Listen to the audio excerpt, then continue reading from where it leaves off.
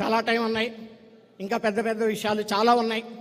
నేను ఒకటైతే చెప్తున్నా, 2004 నుంచి 2009 వరకు మొత్తం తెలుసు.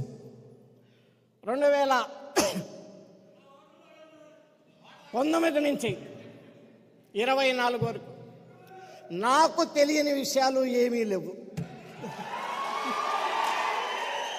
నేను ఒక డిసిప్లిన్ కలిగినటువంటి పొలిటీషియన్ని. సేమ్ టైం ఈ విషయం నేను పత్రికల ద్వారా ప్రజానికానికి అందరికి కూడా తెలియజేస్తూ ఉన్నాను. అదేవిధంగా మన అందరికీ పెద్దన్నయ్య మెగాస్టార్ చిరంజీవి.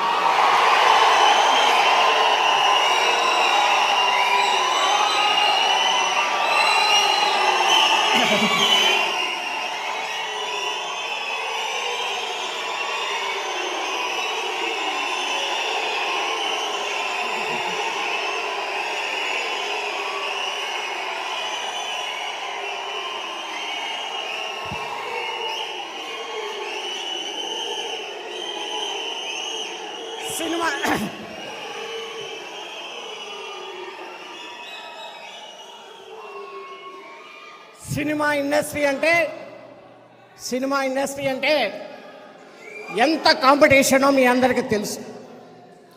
ఒక సాధారణ కుటుంబంలో పుట్టి అంచెలంచెలుగా వెదుగుతూ అనేకమైనటువంటి బిరుదులు తీసుకొని ఒక చివరిగా మిగిలింది ఏంటంటే ఒక్క భారత రత్న తప్ప అన్ని స్టెప్పులు ఎక్కినటువంటి వ్యక్తి మన అందరి పెద్దన్నయ్య చిరంజీవి గారి అని చెప్పేసి ఈ సందర్భంగా మనం చేసుకుంటాం.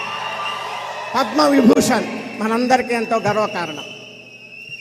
నాకు అత్యంత ఆప్తులు, నా శ్రేయస్సు కోరుకునేటువంటి వ్యక్తులు పవన్ కళ్యాణ్ గారు లాగా, నాగబాబు గారు లాగా నా శ్రేయస్సు కోరుకునేటువంటి వ్యక్తులు పెద్దన్నయ్య చిరంజీవి గారని. ఆయన ఒక అజాత